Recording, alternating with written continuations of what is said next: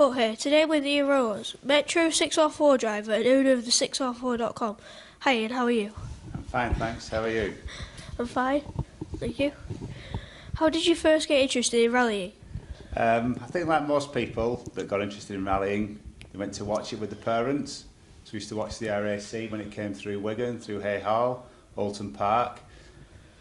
That's when you kind of get the bug for the cars and the sport. You were successful in the 90s as a rallycross driver. Do you feel you were successful as a rally driver? Yeah, in the 90s we won the British Supercar Rallycross Championship in the 6R4, so that was probably the highlight of my career. In terms of the rallying, we don't compete on the national scene, so we only really do the club events. So I wouldn't say I was a successful rally driver as I was rallycross driver, but we do have a lot of fun doing it, and I think our start to win rate is still over 50%, so not too shabby. Is the 6R4 difficult to control? Is the 6R4 difficult to control compared with more modern cars? I would definitely suspect it is, and the 6R4 does have a reputation of being a bit of a beast to drive. But if you do get the setup right and you spend a bit of time practicing, you can really make the 6R4 work, and it's still competitive with modern cars as well today. Are they more expensive to run than a modern WRC car? Nothing's as expensive to run as a modern WRC car. They are astronomical costs. The Metro is expensive to run compared to some, say, Group N, Group A cars, but I think it's worth every penny you spend on it. Group B rally cars were banned in the 1980s as they were deemed unsafe. How do you feel that the new cars are as, if not more powerful?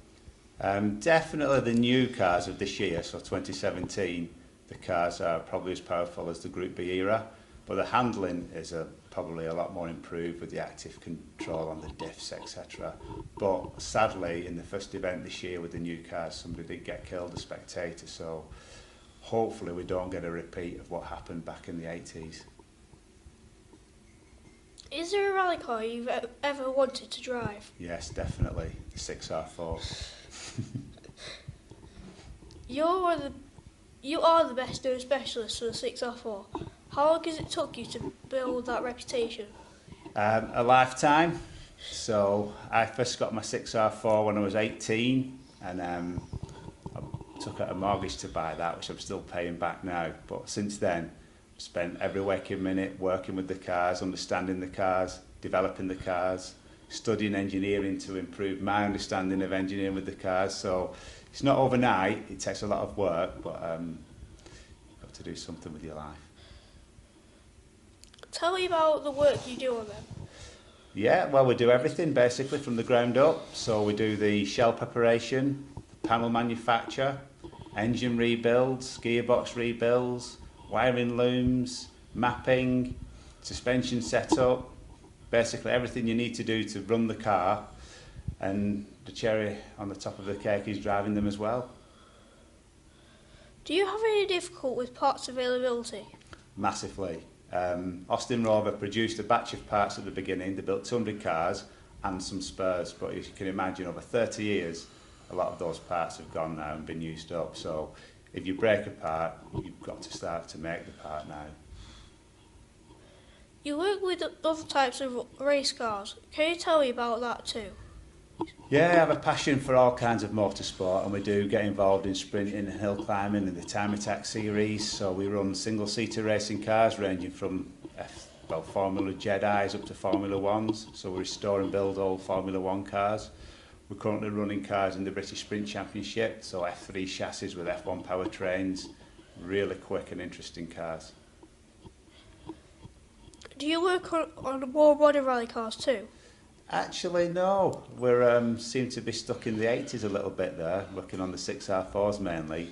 But we do introduce a lot of modern technology, so all the engine management, the chassis control management, all the lighting, it's all done on CAN-based modern ECUs basically. So it's kind of WRC electronics, but in a 1980s vehicle.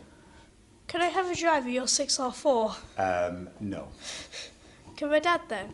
Definitely not. Okay, well can you give me a guided tour of the 6R4 instead? It would be my pleasure, yes. What does 6R4 stand for? 6 is for V6, R is for Rowlance, and 4 is for four-wheel drive. And I'm only joking. The R is for rally car or rear engine. So that's the V6 engine in there. That's my dad told me it was 6-cylinder, yes. rear engine, and four-wheel drive. Yeah, he's right. He knows his stuff. So that's a 2.5 litre International. That's the only engine you can use for rallying now, that or a 2.8. So that's about 340 horsepower, four-wheel drive. Car weighs about 999 kilos. What's with the Group B was deemed unsafe because of loads of people getting killed and mentally. Yeah, well originally that would have been a 3 litre International, about 430 brake horsepower. So they were deemed to be a bit too quick, so you had to detune it to carry on rallying. So that you can still rally that today, and it's still competitive with a World Rally car. In the 1980s, though, they had to get it banned from rallying because of people. There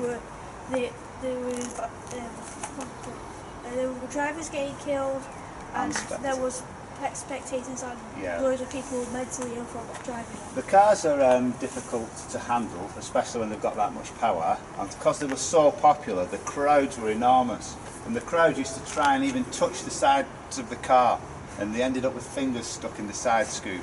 The mechanics used to pick them out. Very common for them to pick out fingers. It was quite regular in Portugal, I believe. What's the top speed of the 6R4? Right, well the rally car, that's probably maximum speed on that about 125 miles an hour, which is quite fast in some of the tracks that they have to go down. The twin turbo version we've got though, that'll do over 150, but you can't rally that. What's the average 0 to 60 time? But the 2.5s, they're probably 0 to 60 in under 4. The 3 litre International's about 3.2, and the twin turbo car just under 3, about 2.9, 0 to 60. What's the power to rate ratio? This one, 340 horse per tonne, originally 430, and then the twin turbo car, which I'll show you later on, that's 800 horse per tonne. Are they noisy inside with the engine behind you? Yes, very noisy. The non-aspirated cars are extremely loud. Even with the best intercoms, you still struggle to hear some of the notes sometimes. Do you feel cramped inside? A little bit, but once you start driving it, it all flows and you don't even worry about that, think about that. This is the world's fastest 6R4 car, 800 horsepower and twin turbo. This is Colin McRae's personal 6R4, which caught fire while he was working on his garage, and I sat in it. What I've learned today is how to take steering wheel off a Formula 1 car.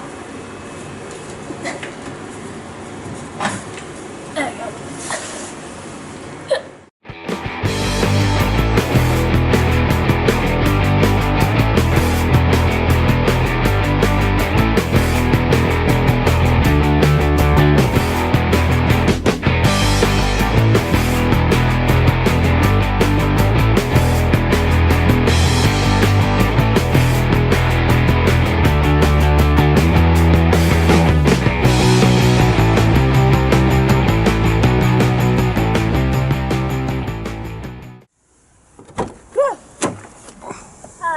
Sorry. So, what do you think of that interview? That was the best interview ever. Why? I've got to say some cars. Hey? I've got to say some cars. I got taught how to take a steering wheel off a Formula 1 car. What else do you do? An interview. Do you enjoy the ride in the truck? Yeah. What else? What else did you do? You made something. Oh yeah, I made this.